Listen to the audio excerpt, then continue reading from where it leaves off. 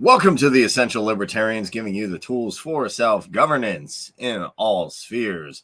Free market, decentralized communities, syndicalist, whether you're into agorism, whether you're into different ideas when it comes to decentralization, this is the place for you. I'm also joined by my awesome co-host today, Jeremiah Harding from Insanity is Free, also part of the Agorist Nexus and the EXE server on Discord. Go check those out.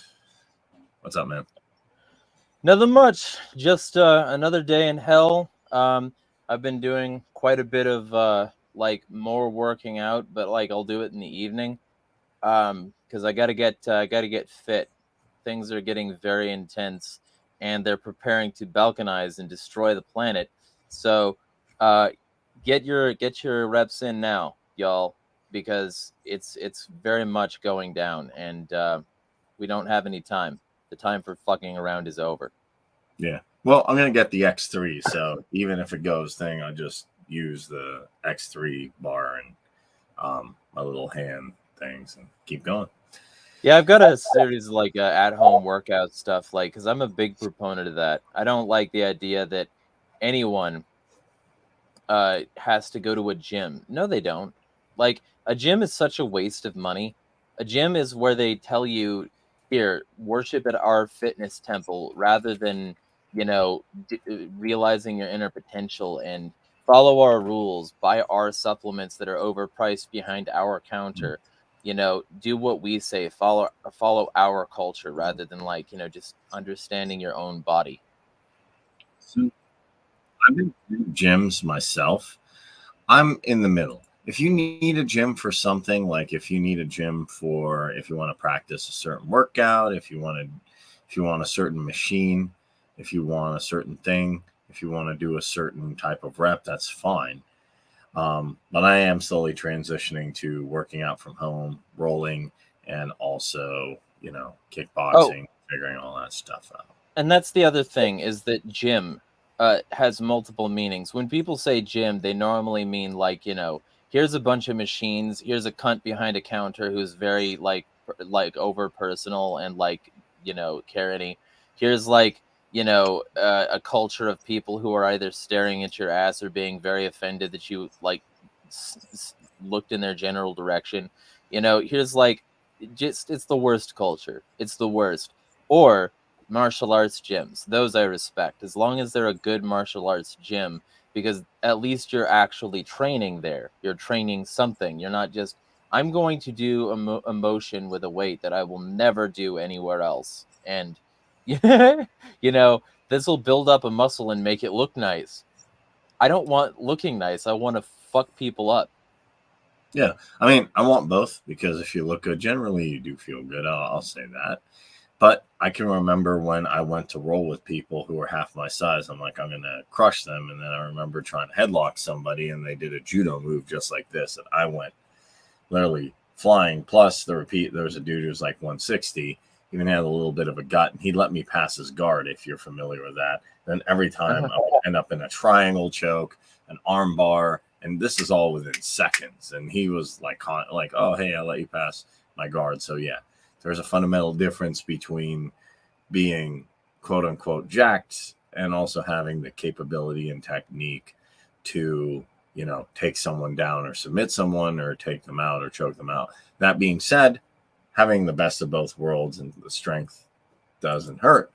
So we're going to get into today's topic. You pulled a Jello Offria, who is somebody, I'm a big fan of. It. Punk got me kind of into anarchy before Ron Paul did. And you said there was another anti-war rally. I did go to the first one because I thought, hey, this is something I wanted to be part of. I did enjoy it. I'm not going to say it was all bad. I don't think it was a waste of time. Rage Against the War Machine, but we stopped Scott Ritter from going there, which is good. Apparently, you stopped him here again, and I'm not a fan of these Marxists. I haven't. We haven't stopped him. That's the problem. This rally. Okay, so the people we stopped were Nazis. Literal, it was a Nazi organization, and so I'll be talking about them, and I'll also be talking about the Scott Ritter situation because he's back and he's a featured speaker on their fucking website, and they keep on tweeting in support of him, and many people have been blocked for the egregious crime of telling them that he's a multiple time convicted child sex offender.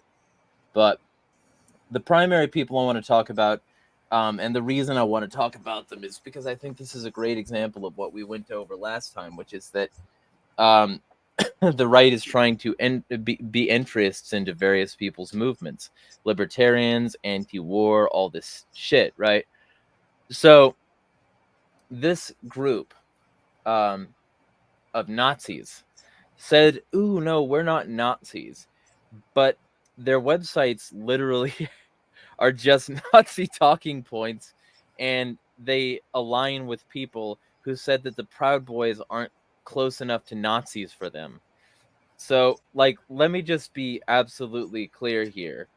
These people are Nazis. Yeah. Well, the Proud Boys are funny enough. They're feds to me. And Riki was Yeah. a Fed informant, so I don't know what. And feds are definitely not anti-war, which is funny to me. I don't really think the Proud Boys have anything behind them other than federal agents guiding them. So I don't want to play ringleader to a bunch of feds. Now, that being said, my issue, the thing that I think is interesting historically is, I can't prove this, but I would imagine in 1942, 1943, 44, 45, if you had asked somebody in Weimar, Germany, hey, what are you? And they would have said, I'm a German National Socialist. And the whole national, so or just a nationalist or something, or a nationalist or something like that. And then those people ironically want to work with people who are Marxists, which people don't realize that Marxism failed because a transition period will never work. Because hey, people don't like to give up power. They're not going to transition power. I can't think of any example where someone transitioned their own power into anarchy. Cannot. I can think of the other way around. So yeah, I'm getting tired of these groups. I'm getting tired of them working together, and I'm even getting tired of them being part of libertarian things. I don't want a coalition with them because, as far as I'm concerned, they would do exactly what the current regime is doing, if not worse. And someone made that comment at Rage Against the War Machine because I was marching next to people with hammer and sickles. And one guy said, you know, Kareem, if they could be in there and they could enact their own, they would do the same thing, if not worse. Although I guess you do have a follower, you said, who's a Marxist, which is fine. I'm not picking on that guy specifically. But maybe he should pick up anarchy.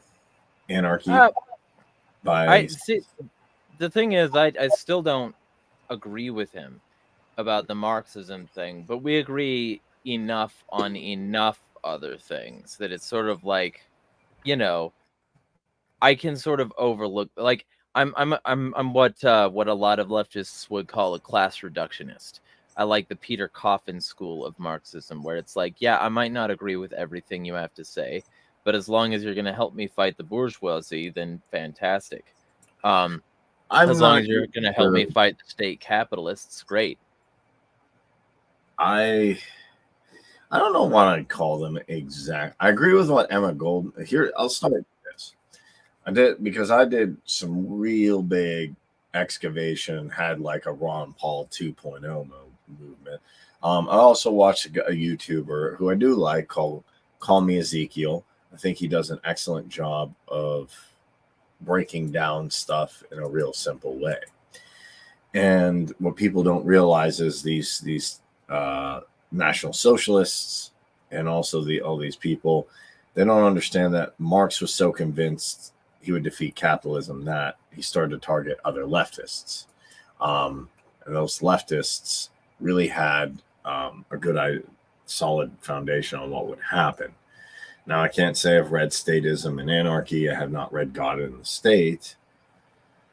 But what I can say is all of these ideas of like here the right wing and the left wing getting together, who are statist authoritarians, A, cannot be good, and B, will probably end in disaster. So, Well, the reason I brought any of that up was because, and this is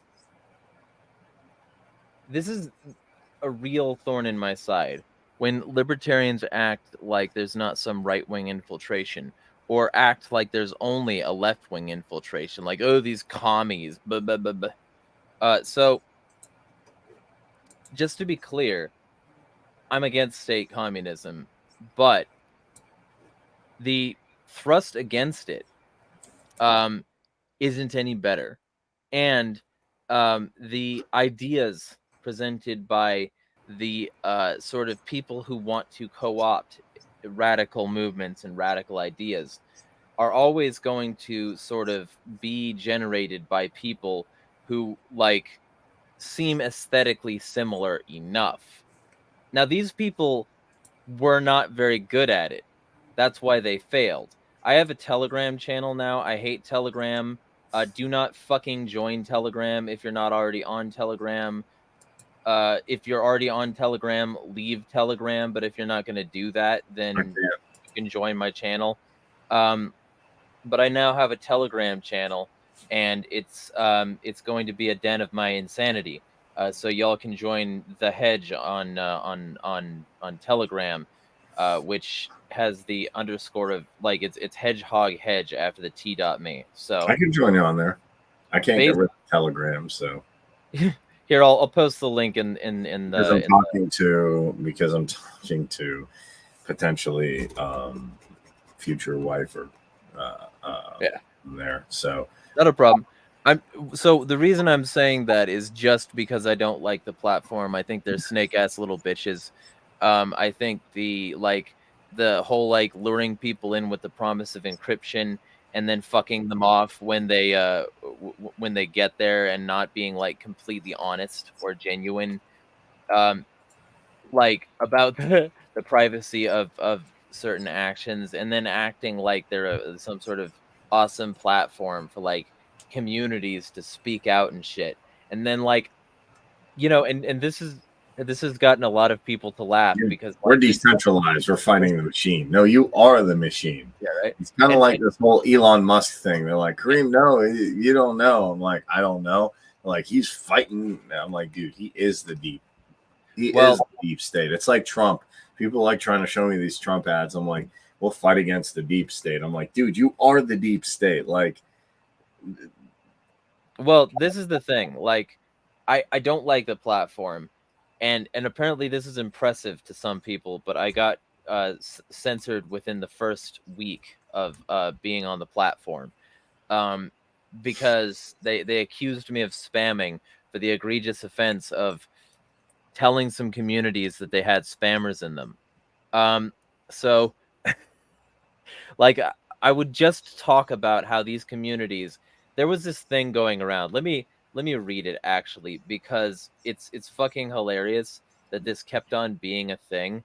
But basically this thing was going around, this like sort of, it amounted to a chain letter, and this chain letter was that Tucker Carlson wanted you to join his Telegram channel.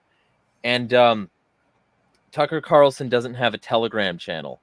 And the thing says, Dear Patriots, due to the huge demand in messages I've received and the fact that a massive amount of patriots still don't have access to Twitter, I'm glad to announce that our show and all the updates following it will also be running on Telegram, where you can find under the handle of Tucker on Telegram. I wish you all good health and see you soon. I feel like no, he didn't say that. Overused. I'm not even against being like patriotic for you, for like where you live in your community, but I'm getting tired of them just using that constantly to pull people. That's the thing, though. Like, it's not even a Tucker tweet, but literally thousands of people have joined this community now of on Tucker on Telegram, right? And they've been fooled. They've been bamboozled. They've been hoodwinked and convinced that this is a real fucking thing, because the losers behind it created all these sock puppet accounts and were just like, hey, yeah, we're gonna shuffle this around and get people to join our dumb fuck community. And so I looked it up. I looked up his Twitter timeline, and I was like, funny how that tweet doesn't exist. And I also went on his website, and he's got his Twitter listed, he's got his Facebook listed. He doesn't have the Telegram listed. It's not real. But they pulled enough people in because they made them feel like they gave them this little patriot boner. And these people were like, oh yeah, we're fucking patriots. Aye, Tucker, we'll do whatever you say, because Yeah, we're just sycophantic manipulate little people. obsequious boot throats. So This- like we get to this. Let me check the amount. So far, 8,023 people are in this group on Telegram. It was like 7,000 something last time I checked. And I was like just posting this around. Hey, this isn't real. And I got censored for that. I was banned from posting in public groups. But whatever. I don't. The point is that I'm on there now, and I did a little exploring, because this fucking Nazi group had a Telegram. Now they had already been exposed, right? Their website had already been gone through. So I'm going to be going through like some of the stuff on their website before I go through the Telegram stuff that I went through. But basically, yeah, it was they were a sponsor for this alleged anti-war rally, like Humanity for Peace, I think is what it's called.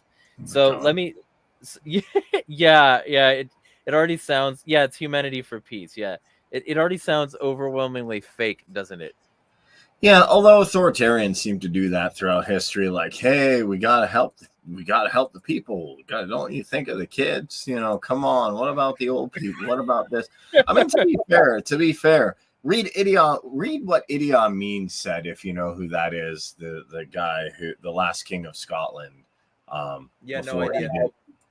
Idi Amin. So I'm not gonna go really, really far into this, but former president of Uganda. If you read his speeches, if you read everything, he sounds like a revolution. Like, let's help people out. Oh, I feel bad for poor you. But then, literally, what does he do? And he even said, "I will give power back. Once I get power, I'll give power back." I think I've heard this one before. Mm-hmm. Then they end up killing a bunch of people. So yeah, authoritarians are always going to sound nice and friendly.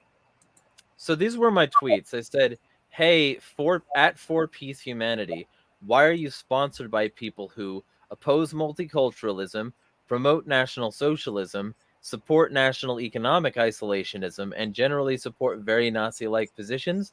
And why is it that Rage Against War can't get better friends? Because they sponsor these people. So the previous rally that had to work really hard to eject, and eventually just cave to pressure to reject a child predator, a multiple-time child predator from their rally, which I'll get into in a short bit. That one is sponsoring this one, and probably also it's like some sort of joint event, because all the same people that were at the previous fucking one are at this one too. So, but I drilled down on this Nazi organization because this Nazi organization is fucking like, I can't decide whether they're more evil or stupid, but they're both. Maybe they. And so they say, like, on the For Humanity Peace website, they say our demands are as follows: the immediate ending of all funding and weapons to Ukraine, convene immediate unconditional peace talks, the dissolution of the North Atlantic Treaty Organization. A new international security architecture must be created to end the division of the world into blocks, eliminating geopolitics. This new architecture must take into account the security concerns of every sovereign nation, large or small. Right? Oh, shit. Hold on just a second. You can also pull this up if you want. So basically, they were on this site. I might as well share my screen. Yeah. Let me send a message here. Vamp for just a second while I get this set up. Okay. So yeah, I was at the first war rally. I think it went well. At least we got some exposure. There were some good speakers. There were some bad speakers. Overall, I did get to see Ron Paul, Tulsi Gabbard were some of the good speakers. And I got to meet a lot of different types of people. It was ironic, though. There were two really ironic people there. The one with the Marxist flags who were like, we're anti-war, but I don't really believe they were, in a sense. There are people with Russian flags who are like, well, if Putin wins a war quickly, then the war will be over and we'll be good. I'm like, that's not an anti-war sentiment. Yeah. Saying, yeah, I hope George Bush wins in Iraq is not anti-war. Yeah, it isn't, is it? Yeah. And these people who you're talking about now are not anti-war. And okay.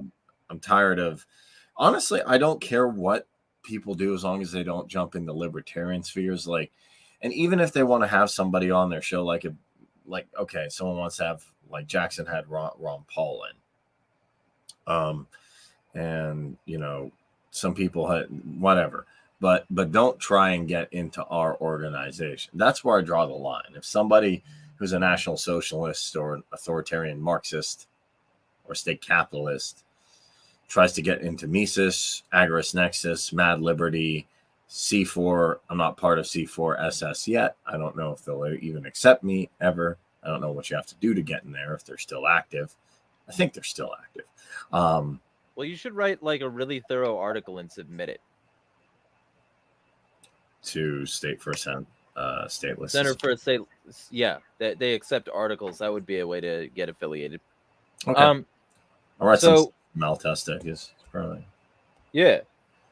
So I wrote it. So is your goal a new international security infrastructure created to end the division of the world into blocks and the elimination of geopolitics, or is it to ally with those who would see everything divided and balkanized into ethnically distinct ethno-states?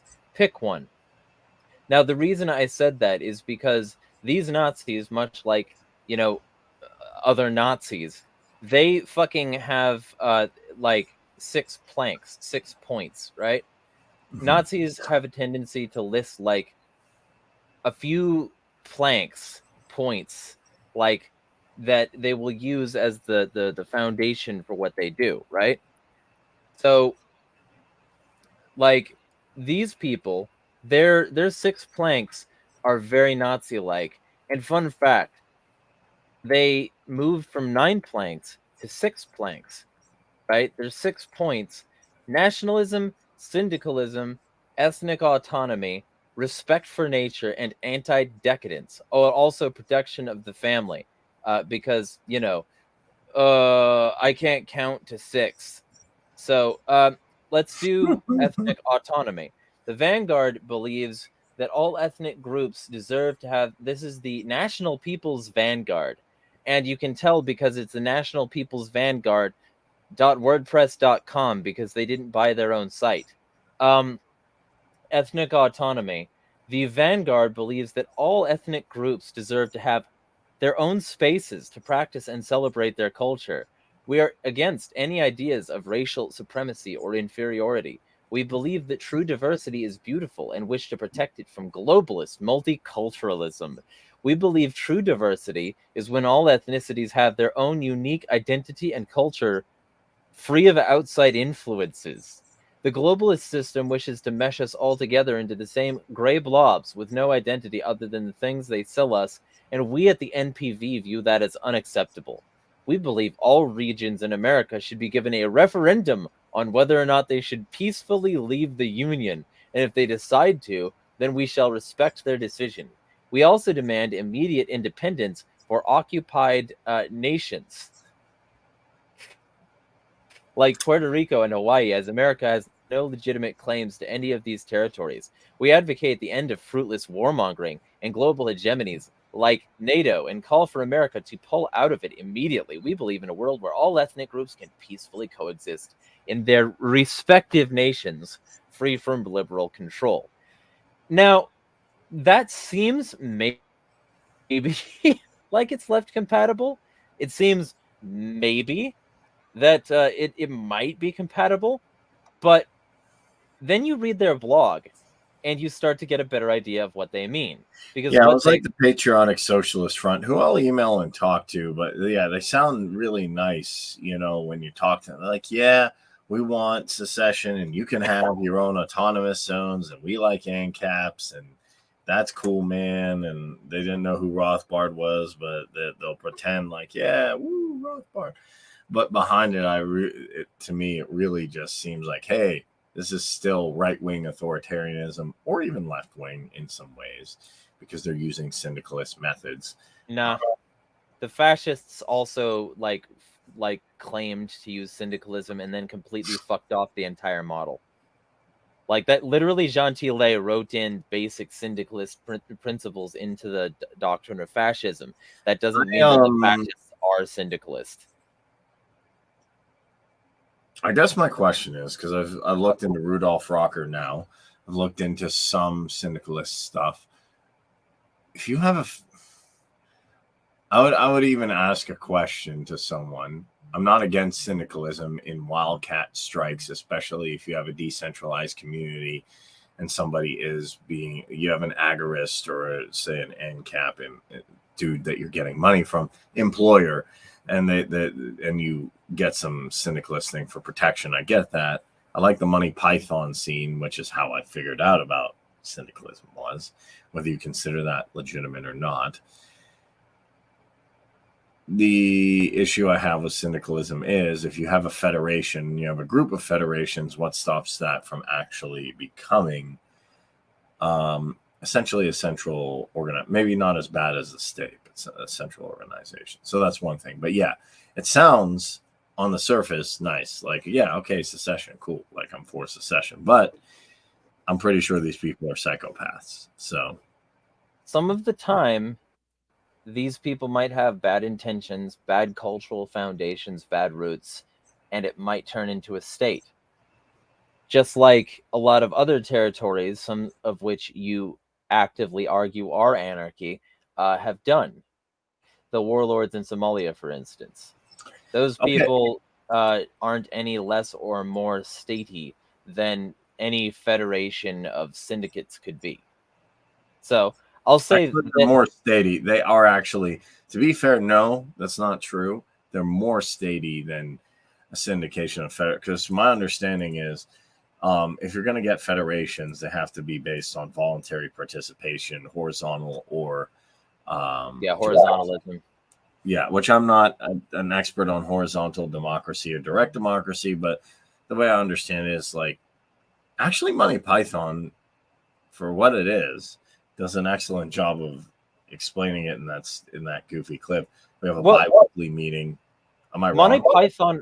No, I mean it's reasonably fair. Monty Python was very sympathetic to leftist ideas. He just also said that sometimes they can be annoying about it. And as a fellow annoying person, I can say that yes, I'm very annoying. Fucking obviously. Yeah.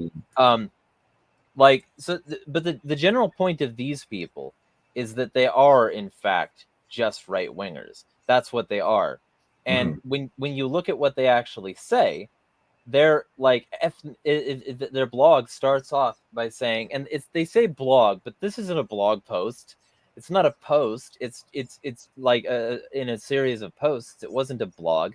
It was just one post. It wasn't a blog. This is like an about us section, if anything. Ethnic pluralism. This is they were very bad at setting up their entire web presence for anything other than very stupid people to accept. It's like ethnic pluralism, the greatest solution to racial conflict, and that they don't want you knowing about. It's not even that they don't want you to know. It's that they don't want you knowing about. What? Okay, so anyway, with no period at the end, because they often make spelling mistakes and punctuation errors because they were fucking stupid. I hate these people. They're just such LARPing. I can smell the khakis from here. The basic idea of ethnic pluralism, put simply, Ethnic pluralism is the defense of diversity on the global scale by eliminating it on the national scale. It does so by giving each ethnic group its own nation, separate from other ethnic groups. This means this nation would be by the ethnicity and for the ethnicity, with people in the nation who aren't of the ethnicity either repatriated or allowed to exist within the nation if they occupy a field that could benefit the nation's ethnicity, i.e., trade, diplomacy, and tourism. Sounds like Richard Spencer. Yes, ethnic pluralism is not for the supremacy of any given race, but for the advancement and protection of all races in their own nations separately. Hey, I get really annoyed when people argue this. People like Richard Spencer, even people like the musician Varg, they're like, well, I'm like, look, there's two things. One, I don't see a problem with any races interacting. I think they should at least bare minimum trade. That's why when the guy who was talking about Islam in your server said, does Kareem have a problem? I said, no, I don't have a problem. You have a problem with specific governments and what they would do. I have a problem with Bibi Netanyahu. I have a problem with the Knesset. I have a problem with Zionism. I don't have a problem with the average person. I think people should get along. I think intermingling races definitely works. And I don't have... Miscegenation is good. Yes. And let's face it, most people are common. If you ask people, what's your ethnic background? They usually say, oh, I'm Italian, French, Scottish. Yeah. So there's no way we're going back unless the elites use CRISPR technology and bring us the one thing, which is, I don't even believe that they know how to use their own toys. So and I bring that up later too. Sure. But it'll be the general idea you were just discussing. So but yeah, that's ridiculous.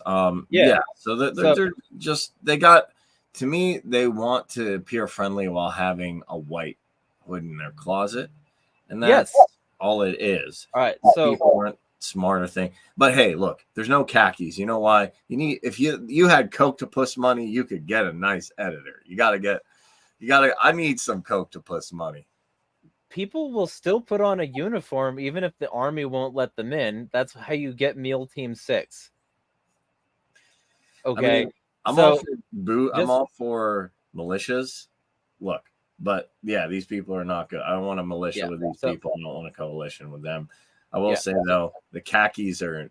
I don't see these people wearing khakis. That's you got to get Coctopus money, man. You got to hit. CIA like fucking Patriot Front. They're wearing khakis.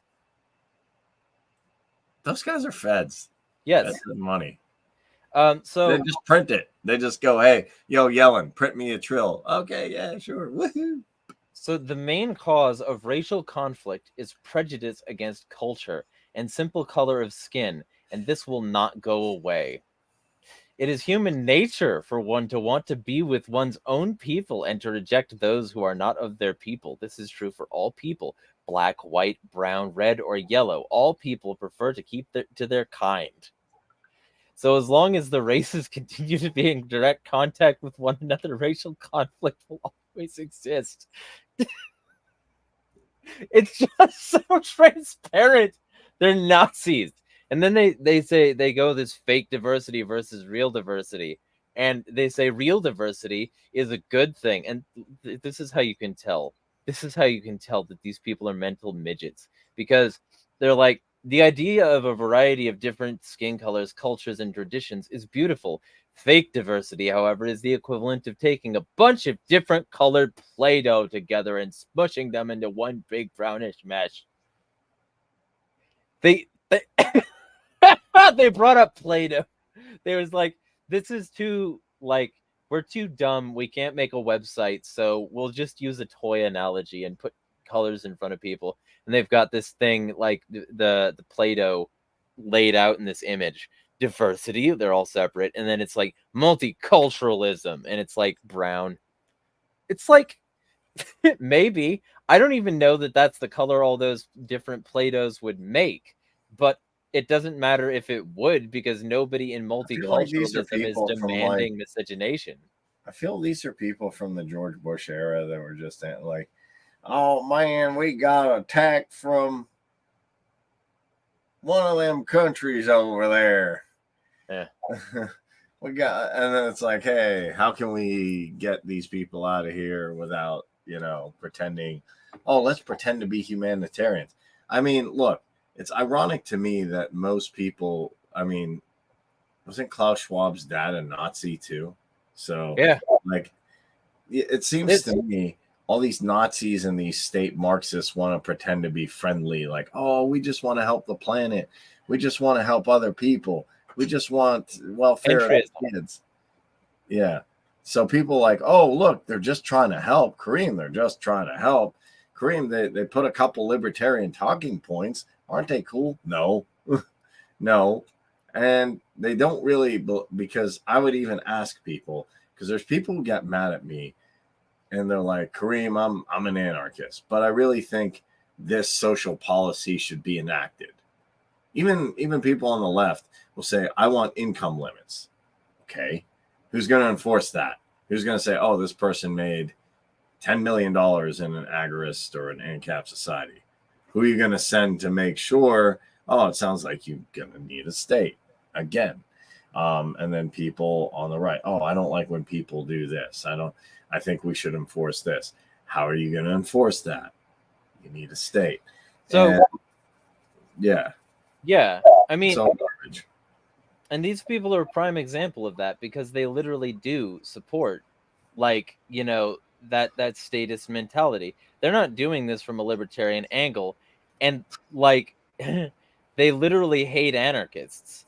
I'll get into that a little bit later, but they go on to say that this fake diversity is what's known as multiculturalism. With no punctuation, they just dive right into this fake diversity is what's known as multiculturalism. It is this fake diversity being pushed primarily on ethnic European nations. So first off, the U.S. is not an ethnic European nation, and I get into this a little bit later. If it is, they need to be sent back to Europe if black people need to be sent back to Africa. They need to return this land to the Native Americans, don't they? Yeah. So the idea of this fake diversity is to make all people the same gray blobs with no culture. First off, the blob that they have in their image isn't gray, it's brown. And then second off, the main force behind this is massive corporations who want to be able to sell to everyone easier without having to worry about different cultures and values getting in the way of their profits. And who's at the prime helm of a significant amount of these? Oh, what? White people, Europeans. So clearly they've chosen their path, and you're getting in the way of their sovereignty. If multiculturalism succeeds and we are just beige blob people, is it beige or is it gray? Because they're not the same color, girly. Then diversity will end. Diversity on the national scale will kill diversity on a global scale because national diversity isn't diversity, it's multiculturalism, and multiculturalism is the death of difference and thus the death of diversity. No punctuation, no beginning new sentences, this is a dumb person. It's not smart guy here. So I continue going about this particular thing here. And I'm talking on this thread, right? Because when I get angry or want to expose something, I will speak directly to the people. I'm not talking behind somebody's back for the most part. And I'm over here on this thread involving these people and holding them accountable. Is it like, are you trying to allies with those who would see everything divided and balkanized into ethnically distinct ethno-states? Because their ethnic autonomy sections section directly references the other section, and the other section references this and again, next part. Go ahead. Here's my question to them. Okay, even if they say, yeah, we're for decentralization, okay, but we want in the current, see, I guess let me think through this thought here because I try and solve thoughts like math problems, which is maybe why I'm a little bit different. But if you're going to create a commune, generally like what people do, like what probably people in EXE and Mad Liberty do and C4SS, although I can't, is they'll come and say, Kareem, I want to start my own commune. And what they want to do is probably raise funds. And then they want to get land, and then they want to get a location and get people here's specific roles, and you get like not a salary, but here's what we can give you for this, or here's what you can do and here's what you can't do, or you know, set some ground rules. So it's all voluntary. But what these people want to do is forcefully push people who are already coexisting together away. What are you going to need to do that? A state. So it's ridiculous. They're becoming the state in an even worse way, more than the neoliberals.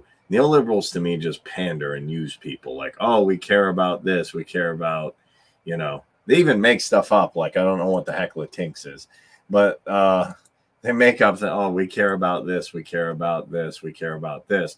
They don't really care. They use them as pawns, but at least they're not pulling people directly from society and saying you have to be with this person. These people are literally arguing for, what they're doing is arguing for genocide by proxy, because to do what they want to do, they'd A, have to kill millions of people, or B, have ways of pulling people to, and that doesn't even work, ironically, because if you sent them back to Europe, there'd be a whole lot of Muslims walking around. Whether that's good or not, we can debate that. I think there's significant problems with trying to, you know, get people from tons of people from a war-torn country at once, but that's what they were doing to destabilize Europe. And I'm not saying Gaddafi and Saddam were the, you know, pinnacle of anything good. I'm a Goldman, Ron Paul, Malatesta, Leeson type dude, but at least there was relative order there. So it's kind of ridiculous to me. These people want to use statism, and their version of statism is worse than the statism in some ways that we already have now. So, yeah. It would just be more regional conflict, which is interesting. And even when people say, ironically to me,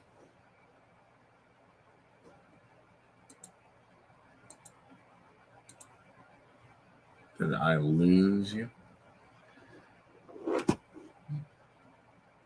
Give me 1 second.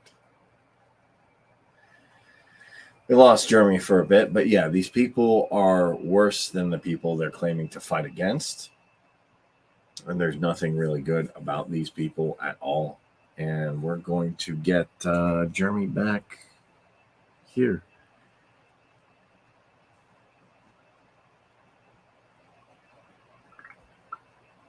No fucking reason that I can ascertain. Hey, I'm back. My internet went down for no fucking reason I can ascertain. Anyway, what I was about to say, I don't know if I was the one talking, was that their final thoughts and conclusions section says in their blog says basically everything. And I shouldn't even say it's one dude. They're not a Vanguard, People's, anything. It's one dude and like 60 of his jack-off friends. Final thoughts and conclusion. I've laid out the definition and some basic arguments for ethnic pluralism, no punctuation. Now I'm going to answer a few questions the last 3 parts couldn't really explain because their subjects not matching the questions. Like, not their subjects don't match the questions, their subjects not matching the questions. Is ethnic pluralism just global apartheid? Not Yes. at all, because apartheid is the idea of one ethnicity oppressing another ethnic. Pluralism believes, no punctuation, that all ethnicities should have their own nation, so realistically one ethnicity would have the need to oppress another because there wouldn't be a significant amount of different ethnic groups in one nation. They spelled "there" wrong. Would have the need. These people are dumb. Yeah, I'm getting tired of this. They're both so, and then they get here we go. Like, here's the thing: to get my degree, I went to a liberal arts college, not liberal IJC, but liberal arts. I mean, like, you know, you did different stuff, which I think is good. Like, I don't want to do computer science all the time, and I don't think you should get I don't think you can call it a higher education if you just got one thing. Like learn a little bit about other stuff. I took a World War II class. I had to read, it was for a period of 30, 40 minutes, Mein Kampf. I'm like, wow, this is just drivel. There's no coherent thoughts. There's spelling errors. He's stupid. He's not getting at anything. The ideas he has, which was called, I still remember the word Lebensraum. This is effectively Lebensraum, just on a global scale. So yeah, yes. If they don't want to call it apartheid, it's Lebensraum. It's taking and forcefully moving other people to a designated location. And you can argue, okay, well, it's not apartheid because we're not oppressing them, but you are effectively oppressing somebody by taking their property and moving them. Like people, even constitutionalists who are like, Kareem, I got the Constitution as my profile picture. I love it. I'm like, yeah, there's some good things there. I don't hate all the founding fathers. Maybe you do. You said you do. I like Thomas Paine. I like some things the Anti-Federalists said. I do. I like Patrick Henry. But if you then that I bring up, well, are you okay with eminent domain? Can the government bulldoze your house to put a shopping mall? And they're like, well, eminent domain can be, if it's used properly, it's not bad. I'm like, yeah, but how about your own personal property? Can I get like forget somebody theoretically? It's okay if it's somebody else, like build a wall and knock out somebody else's property, but how about your property? I don't want that to happen. Okay, great. So with this, if you're going to move everybody over here, you have to move their property. And I don't think we're going to be I don't think their plan is with their spelling coherence to print 3D houses either. Not that they want to live in one. So yeah, this is just like, to me, people from Nick Fluentes, who I feel like people from Nick's Telegram or chat or the Groypers got a little bit too much, energy drinks, and here's what happens. So don't give Groypers energy drinks. So what about second and third generation immigrants that have been born outside their ethnic homeland? Put simply, they must be repatriated as well. If you look at any European country, you'll see that these Africans born in these countries don't even fully identify with their birth nations. And some downright, like 2 words, it's not that, but whatever, they can never be downright hate it. They can never be fully assimilated because if they are biologically programmed to want to be among their people. And so this land, even if they were born in it, is alien to them. And you know what sucks even? I asked, like, Scott Horton, like you have him, all of his tweets auto-generating in your Discord, which I actually need to figure out how to do at some point if I start a Discord for my own project. Well, hey, you should pay me to start your site and your Discord. Okay, fine. And then I like the fact that you have Scott Horton's thing. So I asked Scott, I'm like, well, Scott's really good with facts. So I did ask him. I said, look, all my family was pretty big. If you ask them on Palestine and Israel, and I'm like, okay, I get the despotic thing there. I get the problem. I asked him, what's your solution? Do you think 2-state? He said, it's too late for that. And this is the guy who studied. He said what Palestinians need to do is ask for Israeli citizenship at this point, because there's been too many generations there that people, unfortunately, are not familiar with that, and people have lost their land unfairly. But then there's people there who have been so many generations there who are not going to give up their houses. So what he said, Kareem, I'm being honest with you, what Palestinians need to do is demand Israeli citizenship and then figure out ways to assimilate in there, so that's not a problem. This is the guy who would be probably most sympathetic and knows like he literally, if you want a database of facts, I wouldn't go to Wikipedia, I go to Scott Horton. That's even a problem there where I'm like, I can't, even me, my background, and even with Scott's knowledge, I'm like, I guess I kind of have to agree with you, not on the potentiality. I said I don't believe in any states. I think they should devolve Hamas and devolve the Knesset.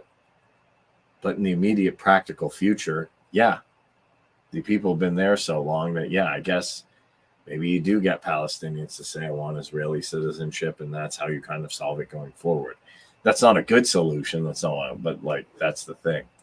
So actually, I think things tend to be in the opposite direction of what a lot of people, what these people want. You're not going to, unfortunately, they're not going to do, yeah, people have been here too long, like, first, second, third, like you're saying, fourth, maybe even fifth generation immigrants, if they've been here that long.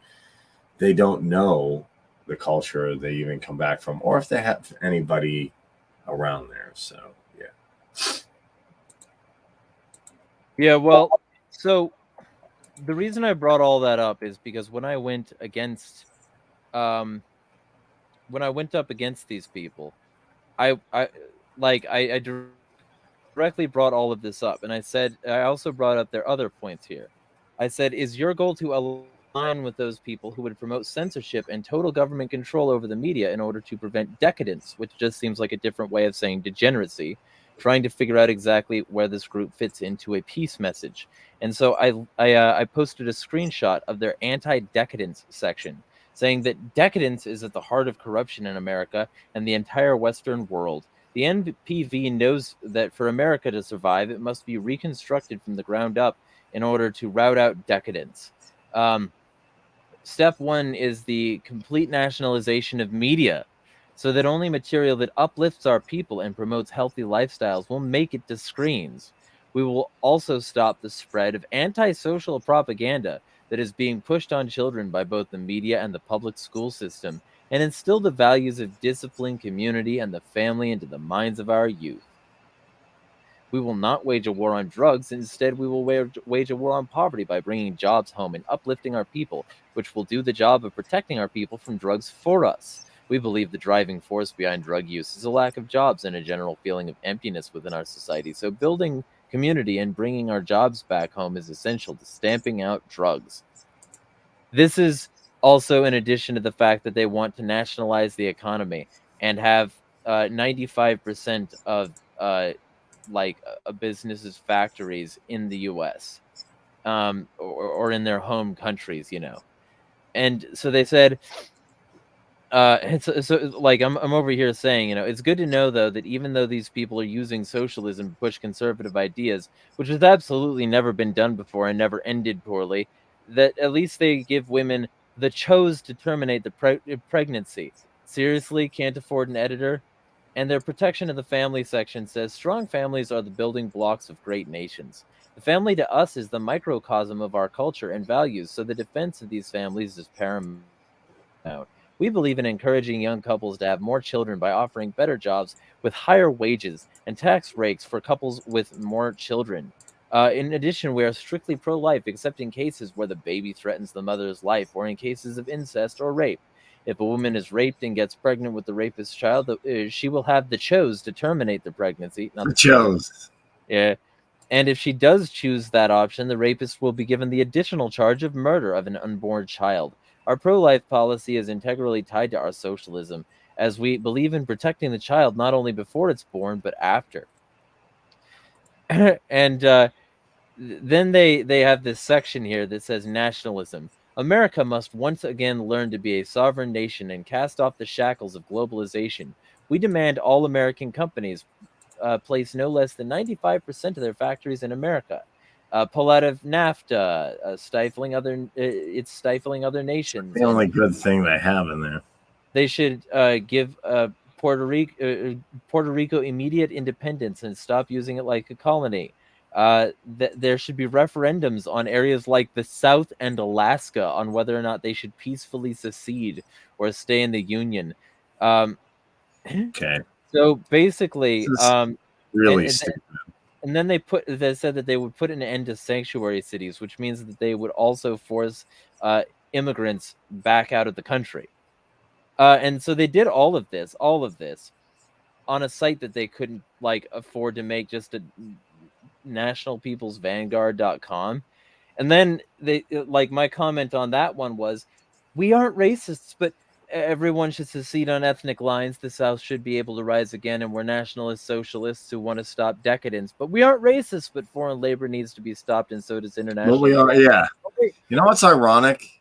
Like Dave Smith said, like the thing is, like, when someone's like, "Hey, when people are racist, they'll tell you," and the every person who's had a problem with race is like, "I'm not racist, but I'm not against."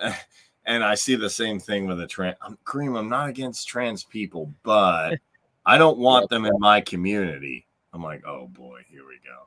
I just don't want. Yeah, I'm not against them, but they should just stay in like they should be COVID lockdown 24. No one should ever see them. I'm like, yeah. Yep. Yeah, and so I posted this, and this is true.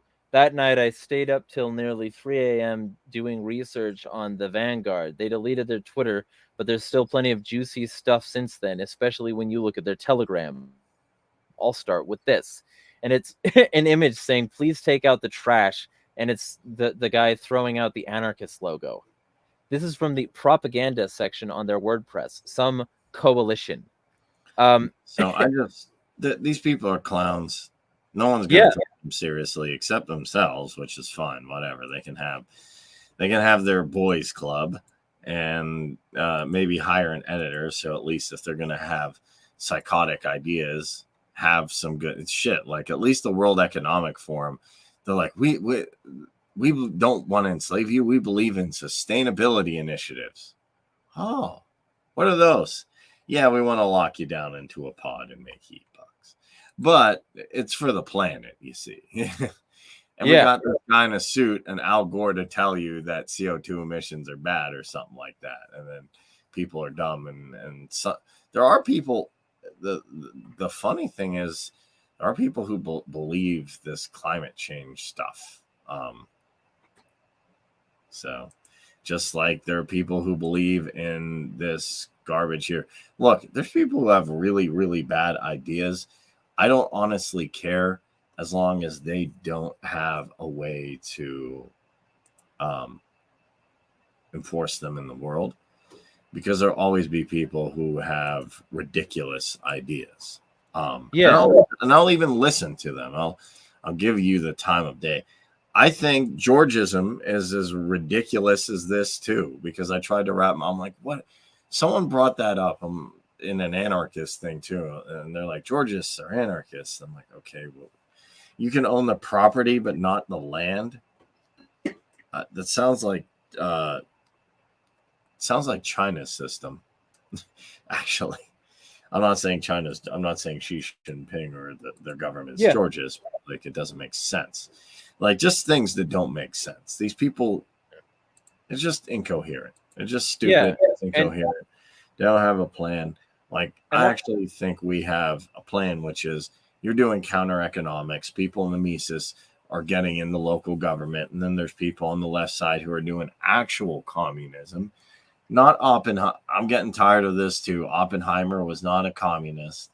He was a state capitalist, Marxist, whatever. I don't think Marxism should be considered communism, because no Marxists have ever run a successful commune. When Emma Goldman said that, I was like, what? And then now I'm like, oh, okay, I get it. I understand what she meant. Well, I think Marxists are communists. I just think that they didn't take things to their reasonable conclusion before deploying.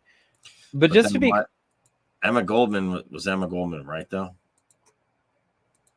I think Emma Goldman was right about quite a few of her critiques. I think that so there was no communism in Russia. Yeah, no, that wasn't it. That was state capitalism directly. Okay, so and Mao Zedong, literally, if you look it up on Marxists.org, he said he was going to use state capitalism to get there, and then somehow state capitalism never got him to communism. I wonder why. No, but the point is, and you know why he said that? Because he thought a transition period would work. Who came up with that? I see. All these people think a transition period to me is very naive, because it's almost like saying that, I'm going to even the most virtuous person, even me or you give us tons of money and power and stuff, and it gets to our head. And I know you could say, well, I'm a virtuous dude, I wouldn't do that. But you give somebody, it's if you give a mouse a cookie.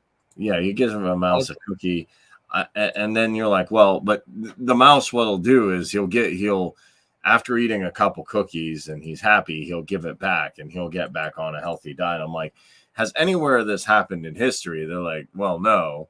Well, do people really give up power once they get it? No, not unless you have something like the Revolutionary War, some catastrophic things going down. So to me, I don't think, if we're going to look at communism specifically in the way that other leftists described it, and even Marx described it at the end point, I've never read Engels, so I'm not going to postulate on that, then I don't think it's fair to say Marxism's communism, because it always ends up in some kind of state capitalist or weird variant of some economic thing. It never ends up in a decentralized community. Is that a fair critique?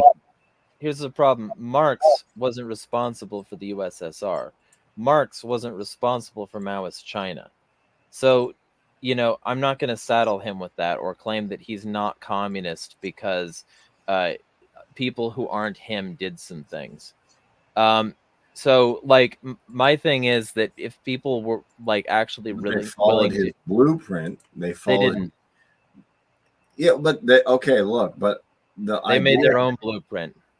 Okay, fine. Maybe every person's different. If you read Konkin, you wouldn't do things exactly the way Konkin would do them. Of course I would. Yeah, and I'm not saying, and I think Konkin, from what I've read, is a very smart guy as well. But you guys would probably do counter economics differently. I don't know how exactly. Maybe you'd utilize more gray markets than he would. Maybe you'd say, I don't like red. I'll utilize red markets or whatever. Well, that's not agorism anyway. Fair. My thing that I do that he probably wouldn't like is I work with like literally everyone on the bottom strip, and I'll also use their methods because I'm trying to build coalitions. I'm not a straight up agorist. I just use agorism in order to get quite a few things that I want out of like the present condition, but it's a tool. It's not necessarily a comprehensive lifestyle. You don't need to accept the watchtower of agorism. It's not JW's. Yeah. But like that's the same thing with communism, is that when you get to the this level here where you're saying that Marx wasn't a communist because of these things other people did, I can't endorse that because his ideas weren't followed by those people, and his critiques of capital in Das Kapital, those were not followed by these people. These people did not heed his warnings well enough, and things collapsed. They made too many concessions. They did too many things outside the scope, and it didn't end well. I'm not going to blame him for that. But what I will say is that Marx wasn't an anarchist because he kicked an anarchist out of his union and it called him a spy. I'm not going to say he's not a communist, but he's certainly not an anarchist. Here's my look on this. Everybody, because of Jordan Peterson, likes Alexander Solzhenitsyn. People tell me they're reading his book now, and I said that's fine. Read his book. The Holodomor was bad. I don't think anybody's going to disagree with that. Stalin was, crazy and racist and everything. Although there are people who still like him for some reason. But going at my understanding, and I'm not I did read Das Kapital. I have not read Bakunin. But if we just take a very simple observation from human history, is that when people get power, they don't give it up. Then to me, I think you can blame. Look, I think a lot of these people, like you said, Mao probably thought, oh, I'll use state capitalism as a transition period. These transition periods never transition except into more power, except into catastrophic things. So to me, I think people should give Bakunin credit for saying, hey, this would turn out badly. Yes. Why? Because he said, if you give power to the proletariat and you put them in the same position as the bourgeoisie, they'll act like the bourgeoisie or worse. And he was right. Yes.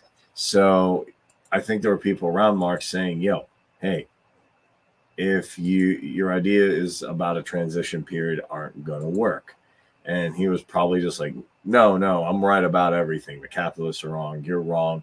And he probably just kicked him out over arrogance or whatever. You know, people Sure, like that. but that's I'm saying that doesn't make him not a communist. It just makes him a state communist.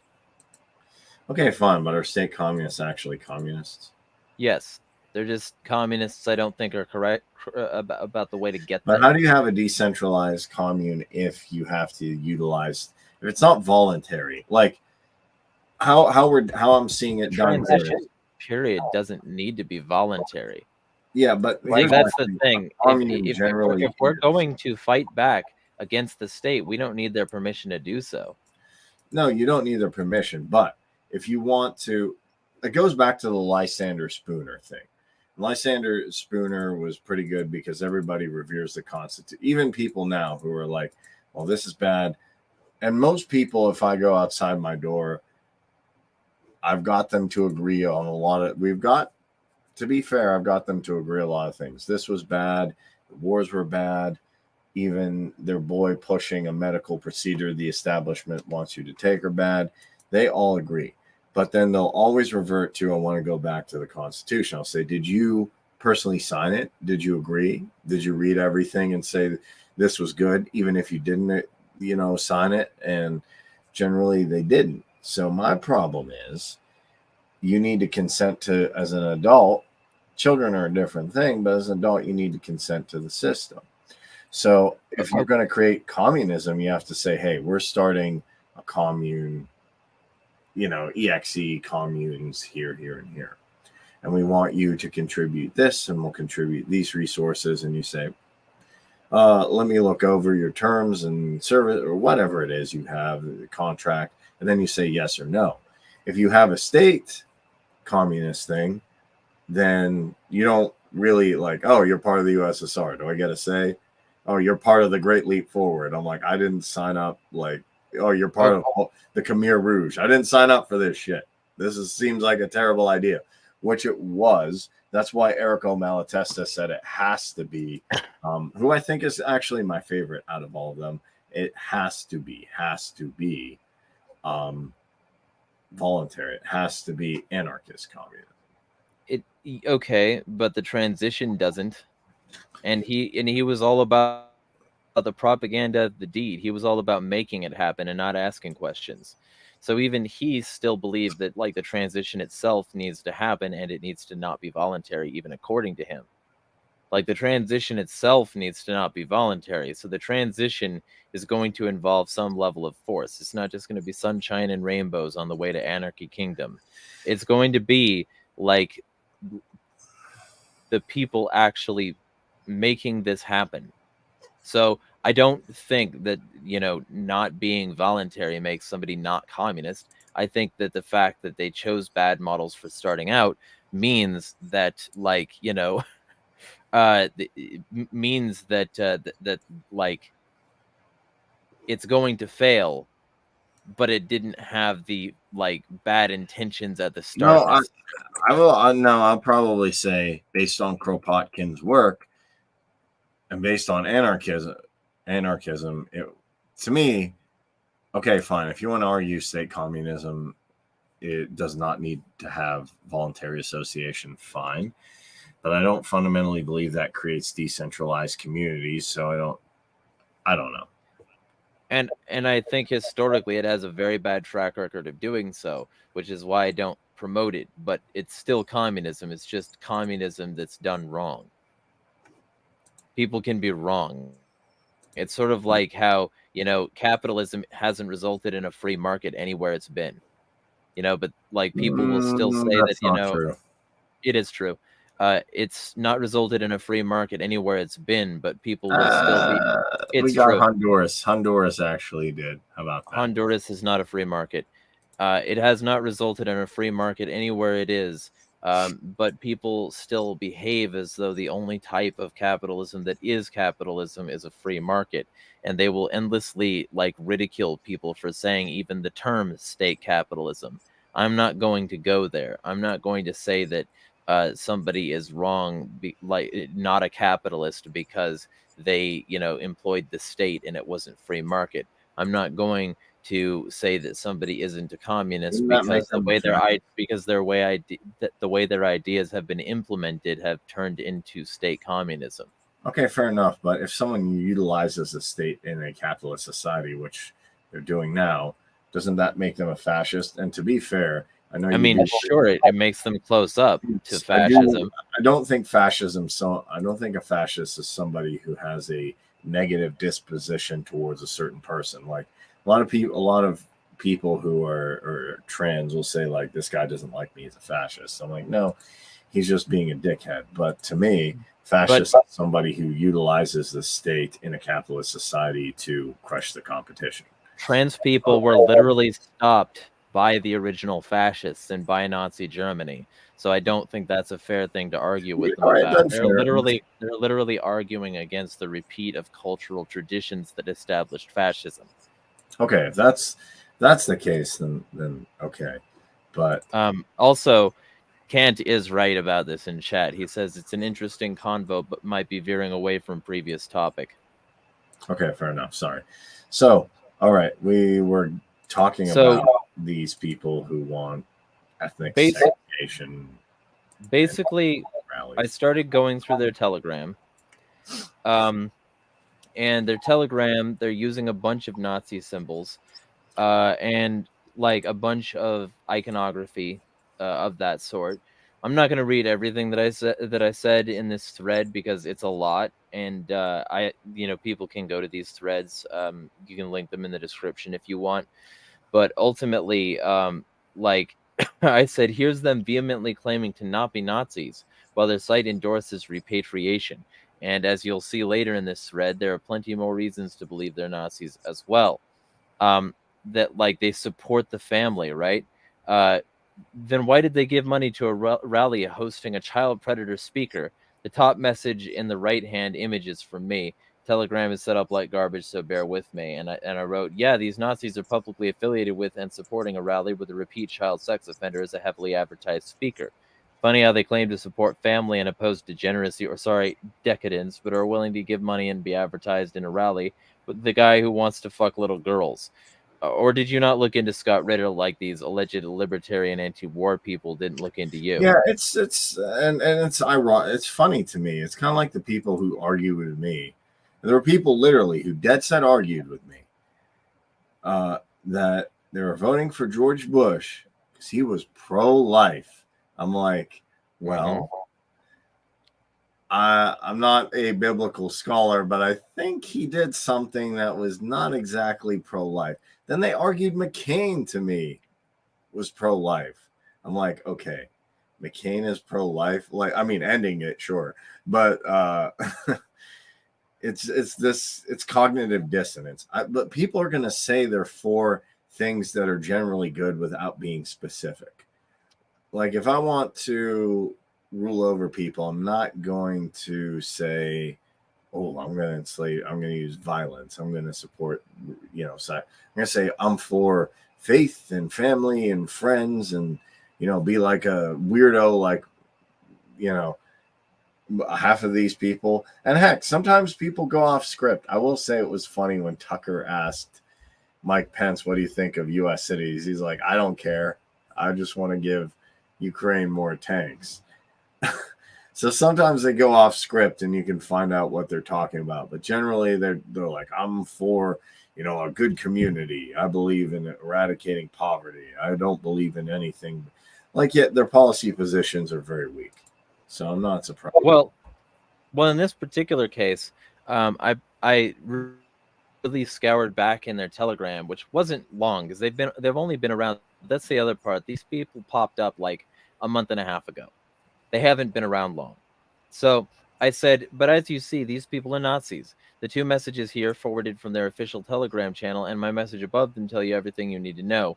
These people claim to not be racist, but they really hate the Jews. Sure, I'm just so sure. And what they did is they linked this image that said that the Proud Boys are Antifa, but in black and yellow. And they wrote down this list and they said that the Proud Boys are anti-fascist, pro-gay, anti-white, liberal ideology, loves diversity, violent tactics, drugs addicts and alcoholics, fat and dysgenic, and loves Jews. And it was from Fry House Studios, who are fascists. And like these people just posted this like unironically. They just posted this. And I'm And not so a fan of a lot of people in both of those groups. So I would so much rather associate with Antifa than the Proud Boys, especially since like people like Antifa operative on, especially since people like Antifa operative on Twitter are routinely like posting extremely good content against the police and exposing all the child predator cops and shit. Again, I agree with that. Antifa's weird because some Antifa people actually, to me, are anarcho-communists and really believe in the black flag and thing they're saying. I talked about Lizard with this, and some of them probably, and they do have good critiques on cops and authoritarians in the police and in the military, but some of them I'm sure are Marxists, and that kind of bugs me. It's I don't know if I want to, you know. If they're a Marxist but they're fighting the state with me, I will join them. I'm a coalition builder. Okay. So also, so you know, to get back to this, they were sharing that just straight up, no shot, right? So basically, they you know, totally not Nazis. Think it's bad to be anti-fascist, support Jews, gays, be diverse, that sort of thing, and also, you know, a lot of the people who were affiliated with this organization, this four-piece humanity thing, those people were, you know, the kinds of people that this list listed out. So I continued digging, and they used punk symbology of smashing capitalism and just put their logo next to it. They didn't like they didn't do anything else other than take existing iconography and put their dumb shit next to it, along with a QR code which now doesn't work. And they said radical youth, working class nationalist. And so I said, this image forwarded from their official channel says what you need to know about what they're trying to do. They're trying to co-opt punk aesthetic in order to promote fascism. They wanted advertising in this rally, and this rally gave it to them. Don't worry, QR code doesn't work. Were you going to say something?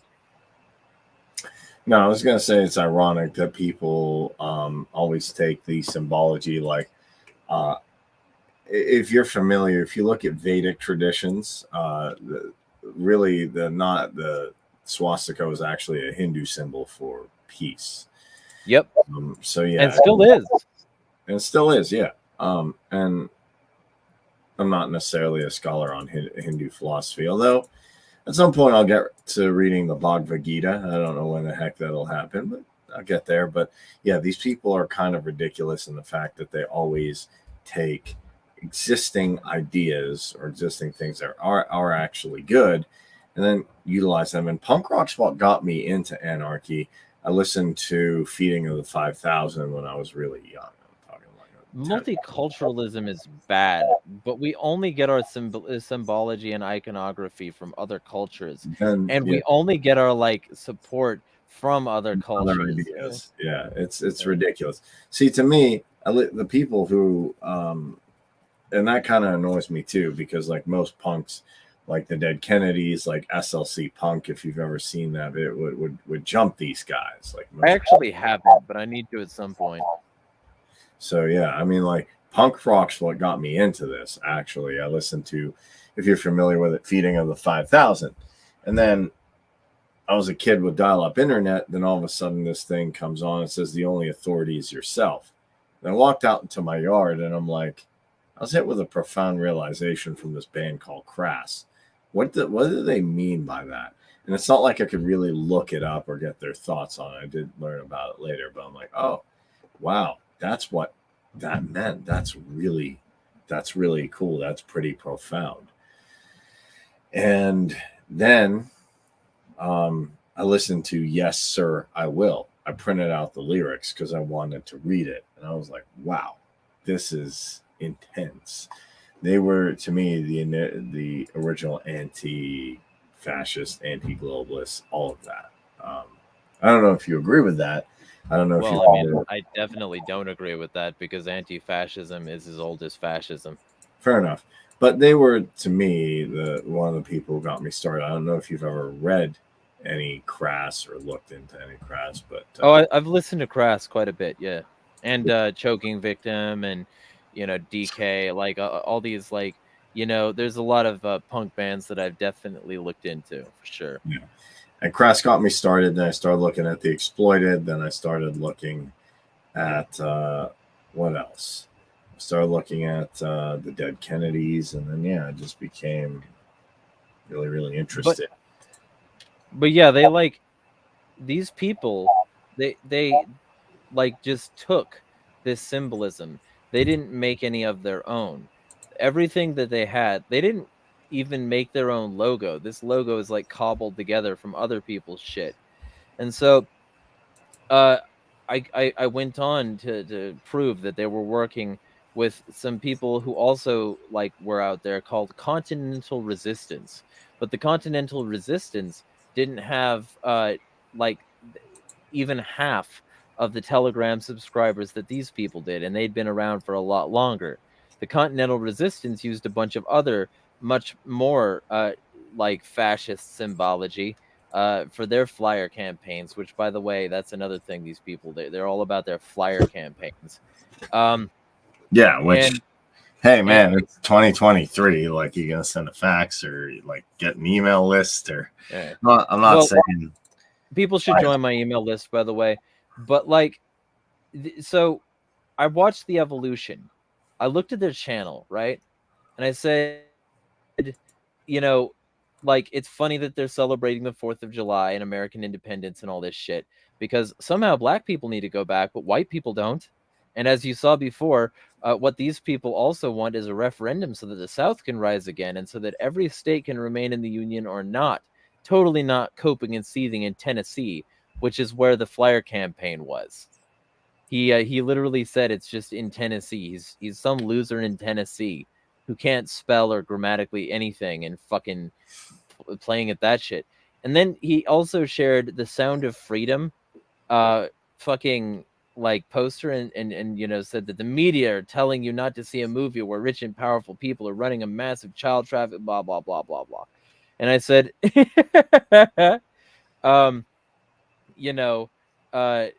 alleged anti-racist and anti-supremacist, totally not Nazi people who don't like Jews, immigration, internationalism, gay people, degeneracy, miscegenation, the North, and a variety of other things, should tell you everything you need to know about these totally not Nazis. Also, Scott Ritter is a child predator, and you gave him money to speak. Do you feel like a bitch yet? And I because Sound of Freedom, protect the protect. Yeah, they don't care. Support a child predator. And so, but they don't care. Like, I mean, like, I've seen this so much. Like, this is not even something that shocks me anymore. Because it's just say what. I mean, most political people are say something, do something different. So there's very few people I have found. That's why when I do find them, I'm like, okay, wow, like this person's quite unique. Who really talks the talk, then walks the walk. Most people just say, oh, I'm for, pick any social policy. I'm for this, I'm for that. I'm for the economy. I'm for this. I'm for help, whatever it is. They'll tell you a million different things that they're for. Ben Shapiro says he's a libertarian. Okay. If you are, and you believe in property rights, what do you think of settlements? Oh, they're fine. Okay, great. You're not a libertarian. So it's just, I've heard this a million times. I've heard a lot of ridiculous things so much. I've heard, Biden's family and pro diversity. He locked his deal. He wrote the crime bill and his DOJ. Trump said he was anti-establishment, caved into the establishment with one of the biggest medical procedures that's harmed a lot of people, and he definitely advanced their goals. George Bush said he was anti-intervention. Obama said he was anti-intervention and pro privacy, I believe, and then and the Patriot Act, and said the war was misguided. So yeah, I don't care. Like I've heard people are full of it. Even like I'm seeing like with RFK, I'm not crazy about the Israel stuff. We'll see what he does. But. Well, so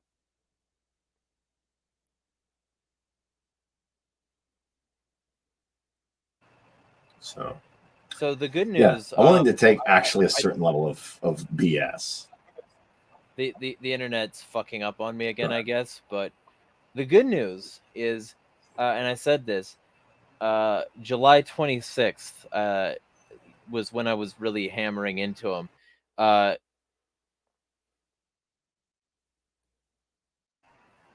Super annoying how my internet is being right now.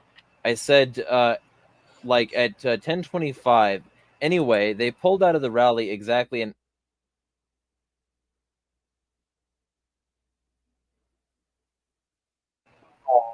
Anyway, they pulled out of the rally exactly an hour ago. They claimed it's because they don't march with liberals. So they probably got internal pressure to walk away because the people involved were recognizing them for the LARPers they are. Hilarious how fast this happened. And it said the NPV will no longer be associating with Humanity for Peace due to the overwhelming number of liberal and Marxist groups the rally hosts. It was already hosting those people at the time they started. They knew that those people were there. They were trying to be entryists and pretend to be leftists so that they could blend in, and they sucked at it because they're stupid. So then I went on to say that, the rally still hasn't disavowed them, or explain why they're so okay with having pro-war people like Scott Ritter on, who also tried to molest girls. If I weren't already a cynical pessimist disenfranchised with these movements, this would have done it. Congratulations, coalition. And then I advertised my Telegram and went on to conclude, it took them exactly 1 month to build up momentum, only to have their first attempt at entryism fail within a single day of people actually reading their website. This is probably the most traffic their garbage has ever gotten. I misspelled something in my tweet. It threw me off for a second. And it made them delete their whole Twitter. Wuss. I've been on this platform longer than Elon Musk, and I've endured consistent lies and smear campaigns with thousands of people hating me occasionally at once, and I didn't delete anything at all. These people have exactly 1 day of pushback, and then they run away. And so they fucking pulled out of the rally. And then the next thing after probably somebody forwarded my Telegram messages to them, their Telegram was private, and they said, and they just did a nope.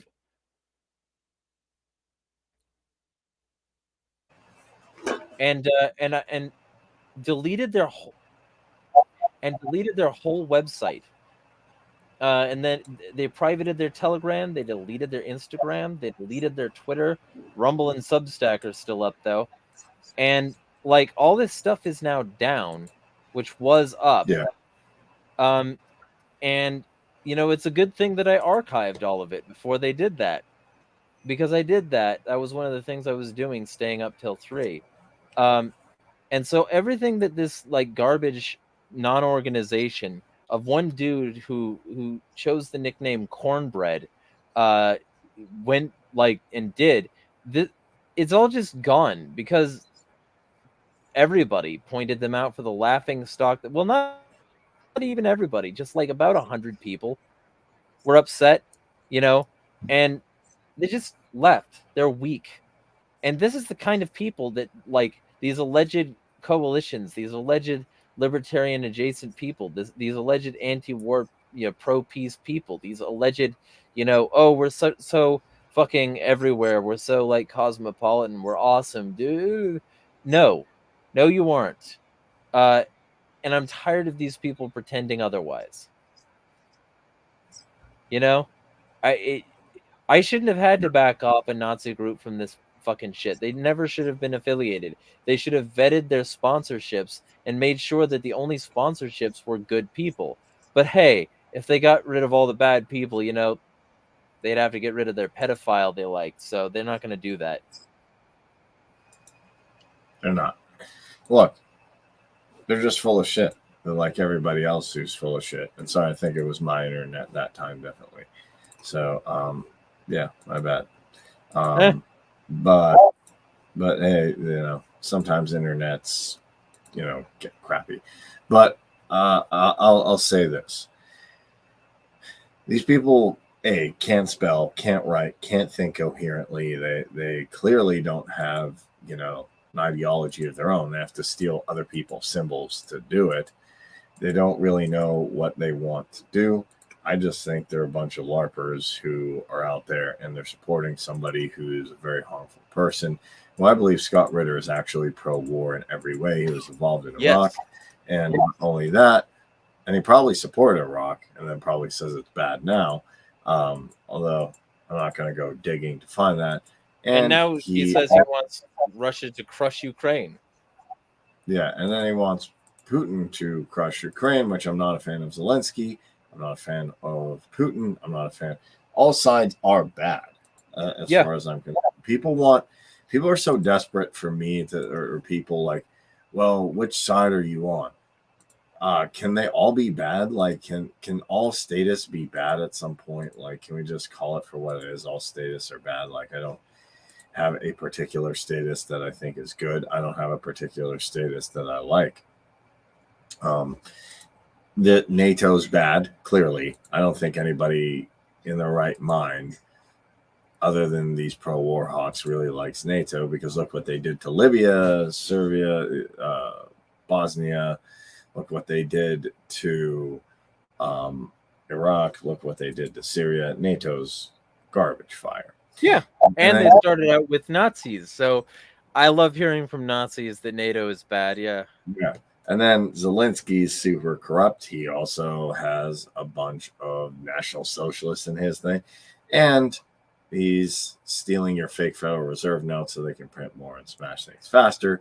And on top of that, people are like, well, isn't Putin a nice guy? I'm like, okay. For one, you can't, I forget what the penalty is, but I've asked people, if you criticize the government there, you go to jail. It's not, you don't have free speech there. I don't know the legal code. I don't know exactly how they evaluate it, but yeah, if you criticize the government there, you go to jail for 8 years, something like that. You can go to jail. The Kremlin's highly centralized. A lot of the elections are rigged. Ironically, I have friends who smoke weed weekly. Pretty sure you go to jail for that. I'm not a fan of even Brittany Griner. I think she's ridiculous, but yeah, you go to jail for that too. On top of that, he's a globalist too. He's friends with Xi Jinping. They want to try a CBDC. That will fail. It's not going to, no. And they're rolling it out now. It's going to be out by the end of the year. And through the great virtue of MetaMask and all my homies that are battling evil, will defeat FedNow and the yuan thingy that they got. And then Schwab will be big sad, and then we'll beat him up. Unlikely. But what I'll say is that, very likely. I'm just like, so they're all bad. We need real coalitions, and in order to have real coalitions, you need to recognize the real enemy. And it would be great if people could recognize that, child predators, fascists, tankies, they're the enemy. Maybe we should just get rid of them. Wow, shit, fuck, can't do that. I keep hearing the term tanky. I've never met a tanky. Well, I mean, you spent a significant amount of this episode being against them, so. I don't know. I keep hearing that. Is a tanky somebody who's pro, like, Mao? They're an apologist for Leninist violence, and it also has been expanded to generally be a term for, like, proponent of state communism and an apologist for the violence came with. So like, So people are like, oh, Stalin was a good dude, man. Comrade. you could Stalin. call that guy. Yeah, you could call that guy a tanky. Yeah. Yeah. Which I find ironic. They're like, Comrade Stalin. I'm like, Comrade Stalin would have you starving to death because he stole all your wheat. But yeah, he's your comrade.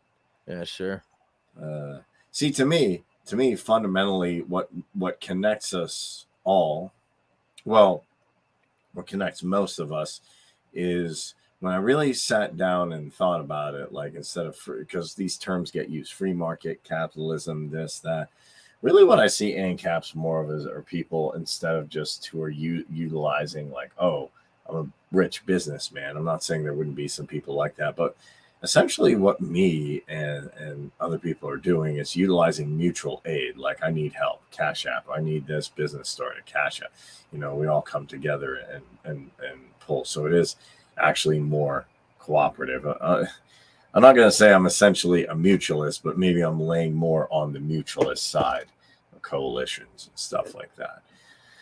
I also think that it'd be the coalitions and the things to start are yes, getting involved in local communities, if you helping funding communes, and then if you're really crazy, not really crazy, but if you really have a disposition against technology, then I think it's definitely reasonable to look into Teddy K's ideas of moving away from the Industrial Revolution. If that you don't want to even go, and if you want to go further than that, I was trying to figure out, because I'm I still have contact with John Zerzan, and then I can agree with his idea of a band tribe. If you really look at it, like, the Hadza are not malnourished. They're not in debt. They don't have these problems that we're talking about. Granted, you can't use StreamYard, but would it be bad to do that for a couple weeks? Or would it be bad to live like the Sand Bushmen once in a while? I don't think it would be. Yeah. So, am I going too far? No, I mean, if I'm willing to work with any of these groups. And now, you don't really work with them. They're just out there, like, primitivists, just check out. As long as people actually are willing to go against it, yeah, sure. It's like, but that's the problem, is that these people weren't. And the so-called anti-war coalition, like, Kant is dead on. He says in chat they didn't vet shit. They have a pro-DPRK group and a pro-USSR group that explicitly supported Russia as sponsors. So that's what these people are. Also, go to Liberty Centuries, and you'll find a couple good articles on this subject as well. He can link them to you in EXE if you want. But that's the thing. This rally is run by the same stock of people who are they're opportunists. They know that the war probably isn't going to go down on their own accord. So they just join and, like, hope that their office run can work. Like LaRouche Pack over here, famous for saying that in order to save the planet, people should just eat their babies. Now, I don't know if he was being serious about that, but it's certainly not a good thing to say if you want to run for fucking office. And this is the stock of people, this kind of person. And that's why it's going to fail every single time. Especially if you can't even get rid of the fucking child predator. Scott Ritter got caught in 2 undercover sting operations trying to fuck little girls. 2. Maybe 1 you could say, aw, shucks, just slap him on the wrist. He didn't mean it. He's a good guy. 2, it happened fucking twice. And then in the courtroom, he wasn't apologetic. He didn't say, hey, I fucked up. I shouldn't have done that. I'm going to become a better person and try to get rehab and remedy my situation and go to therapy and shit. Yeah. He said that he resented the fact that this was being made public. Well, he's a psychopath. These people are, these people 3 times, Kent. Yeah, I forgot. 3 times. Yeah, these people to me are just psychopaths. They are just psychopaths. There's not anything. They're psychos or malignant narcissists or sociopaths. They've got one of the dark triads. Like, Machiavellian kind of mentality of like manipulation, control at all costs, murder by numbers. These people aren't good people, and suddenly we're aligning with them in some bullshit coalition that's never I'm going to not. succeed. Oh, who's we? I'm not aligning with this shit at all. No. I was royal we, not you. No, Yeah. I hate these people. I've actually gone further left, to be fair. Oh yeah, no, I've seen it. Yeah. Exposure to me has corrupted your mind. I'm an evil influence. Actually, to be fair, it's you got me into it. Then me and just randomly, I said something. Keith Knight. Do you know Keith Knight? Don't tread on Unfortunately, Keith is a good guy. I don't have a problem with Keith. we had a nice little argument on a podcast called Libertarian Slugfest on a channel called Break the Rules.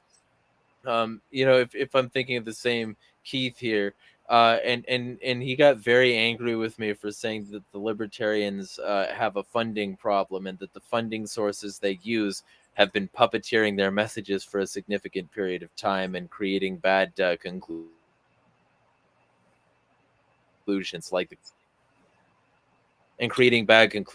the Koch money. Okay. But he said that the funding doesn't matter, and so did Spike Cohen, who got very, very indignant and said, "See, this is why my time is precious." Yeah, this is why. Actually answer the got fucking in a fight question with my co-host on this too, so that wasn't good. Yeah, but he was also full of shit and kept interrupting me. I like Leighton, to be fair, but all right. You and Keith Keith made a post about Antifa, and I said, and I just made a comment. I wish people in Antifa would take that symbol seriously and stop, doing what they're doing. And that was after I met you. And Lizard chimed in, and then I got in an argument with Lizard, and I said, like, dude, I don't do the whole Facebook arguing back and forth. If you want something, message me. I don't want to look back on my life and be like, look, I want Facebook arguments. Does that matter? Yeah. I don't think it matters. Like, and I've told everybody. I've told Jeffrey Phillips this. I've told Justin Padini this. I'm not going to sit and argue with you on Facebook. I'm not. I don't care. I do not care. Unless you're going to give me like some obscene amount of money in Bitcoin or Ethereum or Dogecoin, I'm not going to sit there and argue with you on social media. Which you should definitely give me a more reasonable amount of money so I can make your Discord server and websites. We will. But here's the kicker is this. I did that. Then Lizard messaged me and I said, Liz, and this is what I think. And then he said, do you believe in coalitioning? And I said, I do. And then he invited me. Then he's like, check out the Conquest for Bread, which I've been looking at. And then, I started looking into a lot of these things. I like Malatesta the most out of all of them because he has a good way of utilizing language, in my opinion, that I think can motivate someone. I find it interesting that I like a lot of the leftist writers for how they utilize semantics and their passion. And I like a lot of the right side for how they understand economic systems. So. Well, and I'll just repeat this. Hey, Mike, Lizard, if you want me back in, I'm still not sorry, and I definitely am down to come back in on the condition that I'm allowed to defend myself from people who lie about me.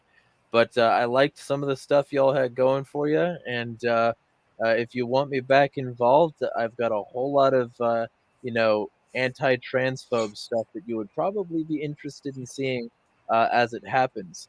But not going to happen. Not going to even talk to y'all if the sort of thing involving that is that I'm going to have to eat shit when one of your server members is lying about me and protecting a pedophile. So I'm not going to do that. Like if they want to reach out and have a conversation, they can do that. But I do support a lot of what those people were saying in there, to be clear. Yeah, so. That's my thing. I'm willing to. I don't have to agree. I'm gonna have disagreements with a lot. I cannot think of one person that I agree with on everything. It just does Oh, the I hope nobody ever 100% agrees with me. Holy shit. yeah, that'd be terrible because Somalia was a great place to live, man. Somalia was a great anarchy. I just Um, know I'm not right about everything. I know yeah, that there's a lot that I still have to like learn and explore and shit like that. And I'm also psychologically fucked up and yeah. I'm refusing medication. I'm not asking anybody to mirror me. I am not somebody to mirror. But what I will say is, you know, I'm willing to work with people on the same page. Did you know Somalia was anarchist? Nope. Well, they were. No lords, no masters, including warlords. I mean, like you Grass could. would disagree with you about Somalia. They, actually, they would because I've looked at Penny Rumbard and Penny Rumbard basically said he had an open door. He didn't even do a commune, which is interesting. Out of all the leftist ideas, like people put it like postulating, I think Crass did. They just had an open door policy, and you came and you made art or told a story, and then he said like, "Here's a meal" or something. That's really cool, actually. I like that. Yeah. Just like, hey, I'm a traveling artist. Here's the thing. Now, what I will say, yeah, I don't have people who 100% agree with it, but I'll look at something and say, even if I disagree with somebody on some level on something, is that enough for me to say, hey, the value system that they have is permeating something that I really care about where I can't work with them to get a desired objective? And if that answer is, yes, then I walk away. If the answer is no, then it's still there. To be fair, I don't particularly care for, something, like they asked me some things, about Mises, or they asked me some things about like what I think of this subject or that subject, and we don't 100% agree, but that's fine. Because I can still work with these people to fight against the state, and they believe in anarchy, and it's fine. But I don't utilize any aspect of identity politics. I will not ask people what their pronouns are.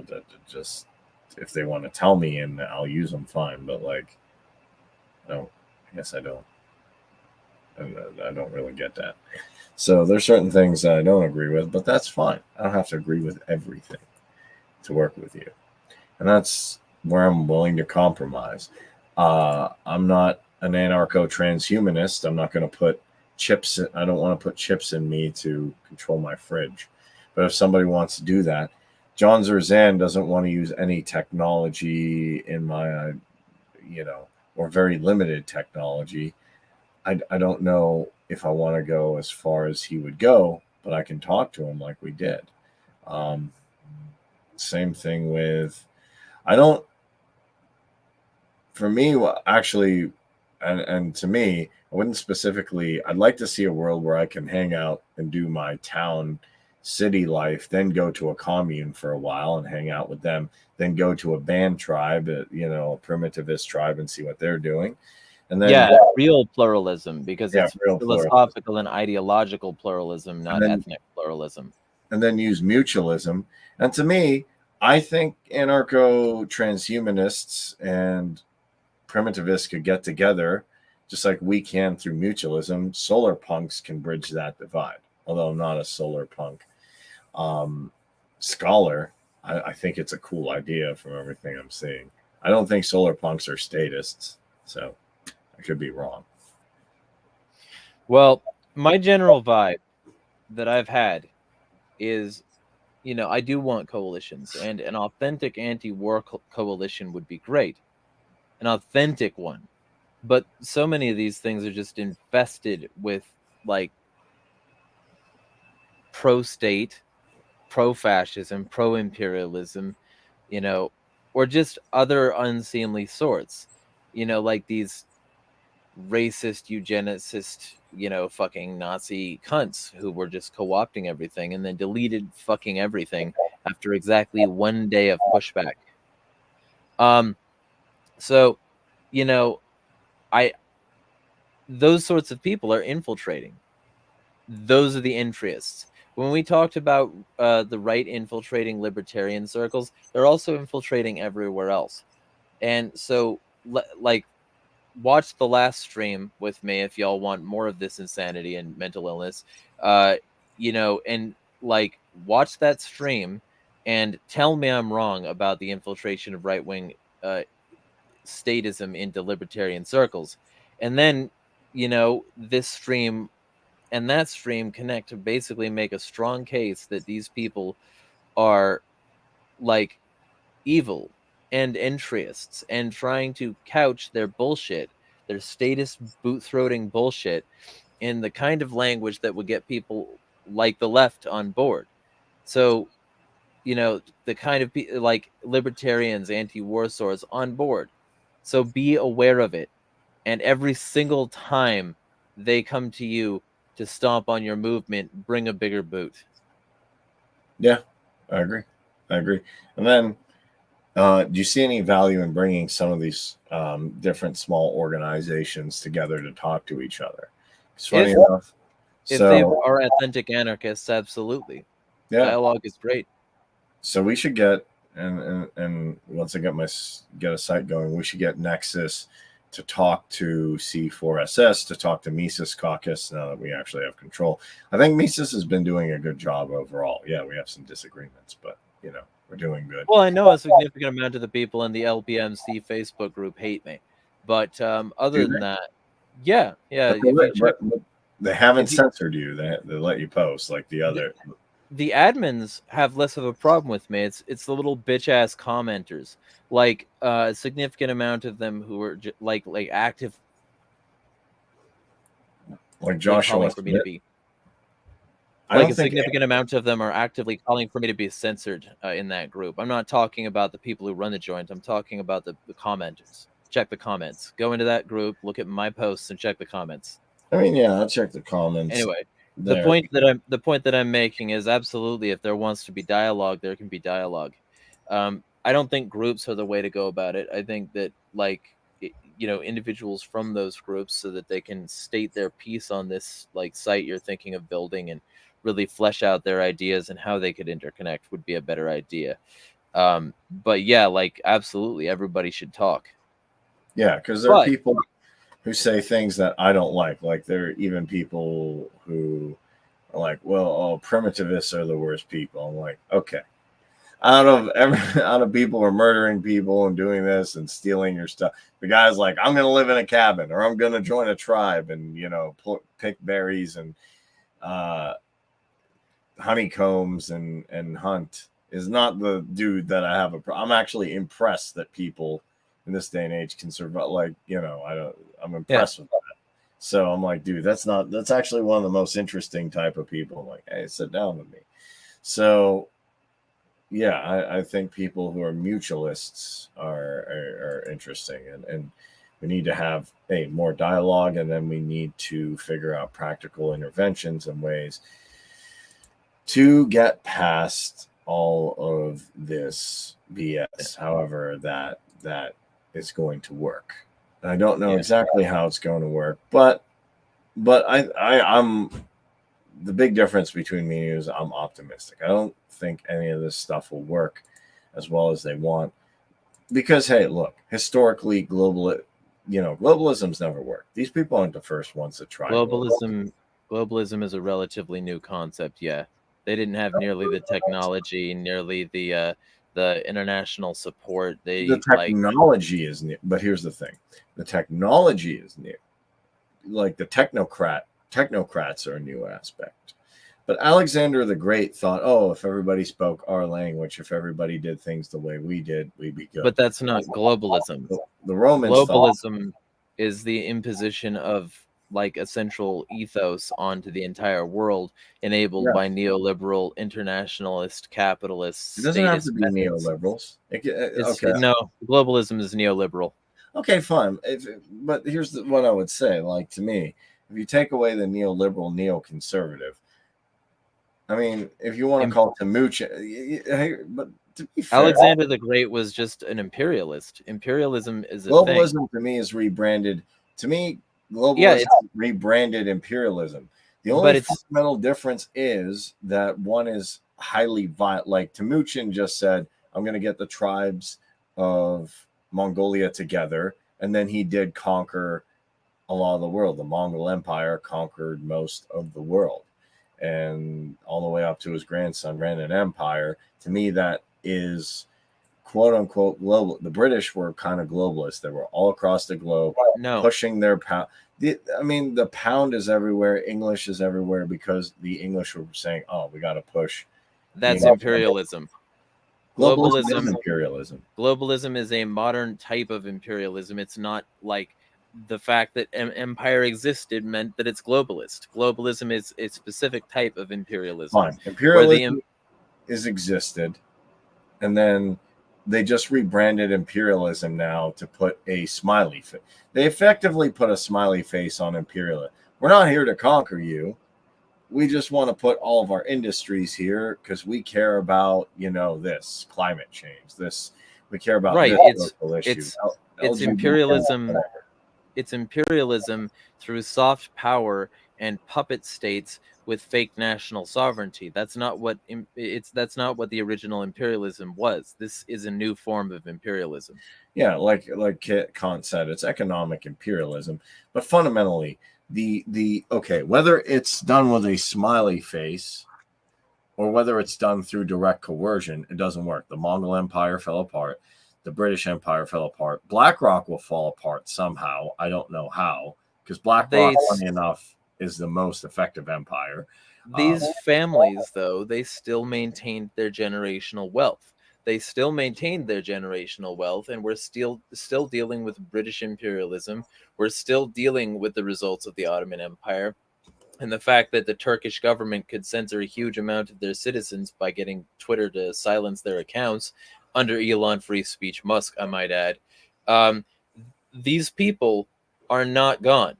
Like when I say that we are dealing with millennia-old bloodlines and blood money, like old money running back through like millennia of families, and not just the Jews, but also the Saudis, the Chinese, the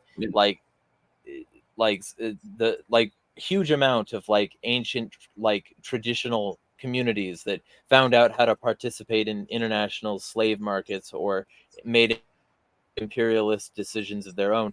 The Europeans, like all these people, they all like still have their money. That's the reason you need to look into the past. That's the reason you need to look into how rulership structures have worked. That's the reason you need to oppose these entryeists. That's the reason you need to oppose the wars, because all of this is just the same people doing the same things. They didn't fail.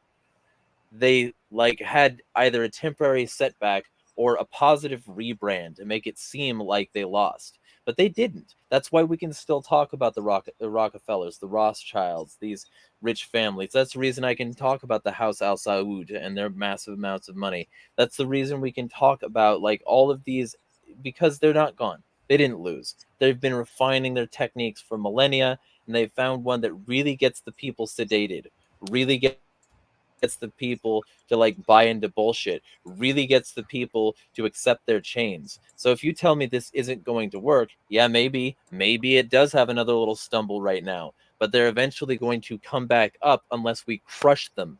And in order to crush them, we need to know that they have been succeeding, that they have been getting what they wanted, and that they have been building their power and how they've been building their power. In order to crush them, we need to recognize the trap. As the guy from Dune said, the first step in avoiding a trap is knowing of its existence. If we don't know that these are the same people for all these millennia and they haven't lost, we will lose in advance.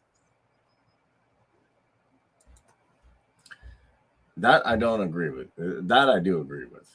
Sorry. And I will say this, because we're coming up on an hour. Yeah, I need a book. I need to get my chili and rice. Get your chili and rice. I'm more optimistic, but what I think is if we build coalitions, yes, I think we will eventually crush them. I think that's why we're here. I think we're here, as David Icke says, to break the spell. And I do have positive things. Just because BlackRock owns everything now doesn't mean, in my opinion, we've lost. And we can crush BlackRock too. And they don't own everything. That's the thing. BlackRock owns a huge amount of small amounts of everything, but they don't own everything. To claim they do is to not understand how index funds work. They are one of index funds. So. They are one of the main players in modern society because they hold index funds. That's the reason. Index funds are a collection of bulk stocks that like you can take like you can invest in those index funds and you will own a small amount of each bulk stock. They don't own like 100% or controlling interest in all of the companies that they have stock in. They just have stock in all these companies, and people who don't understand it think that, oh, BlackRock. Yes, BlackRock. Fuck BlackRock. Fuck BlackRock. Fuck their fucking home control. Fuck their state capitalism. But fuck the House of Saud. Fuck the military industrial complex and all of its holdings. Like, you know, fuck AI. Fuck the Chinese government. Fuck the Russian government. Fuck the Ukrainian government. Fuck every European government and the US government. Who you're behind. Okay, well, I was looking at who's behind all this stuff. And it occurs to me that these families also have ownership or some kind of potential in BlackRock, like sure, Vanguard, because they're also making money and getting power. But it's an interconnected web, and BlackRock is one of the major players, and they are not the top of it all, is what I'm saying. Sure, knock BlackRock off the board. I would be happy with that. But know who you're dealing with. Know your enemy. Is there a top of the board, or is it just interconnections? There's a top of the board. There are an extremely like concentrated and well-connected group of shadowy elite. Do not get it twisted. But at the same time, they've had to make everybody who would be interested in taking a piece of that power pie satiated enough, slaked enough that they're willing to be basically the middle managers for the estate of those in charge. And who are the interested? That's the subject of intense research I'm doing, but I'm not going to make any concrete claims right here, right now. It's basically just tracing things back to their lineage. It's tracing things back to who actually concentrates the wealth and the power. Klaus Schwab and the WEF have immensely more power than BlackRock. I would agree with Mark Passio that actually religion and the people behind intelligence communities have the most power. So the people behind the CIA, the people behind these, the Catholic Church or these high-level imams or people like that, those are the ones who are really controlling things.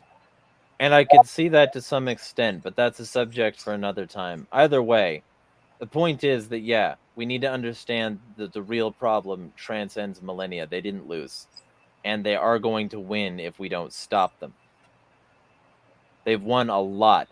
1913, the Federal Reserve thing, that was them winning. The fact that they didn't win everything all at once fucking permanently doesn't mean that they're not going to win this. It doesn't mean that they're not going to crush and oppress a huge amount of people before we get our revenge. So to act otherwise because they have had temporary setbacks is naivety. Okay. Know your enemy, coalition with those on the same mission with you, and crush the enemy.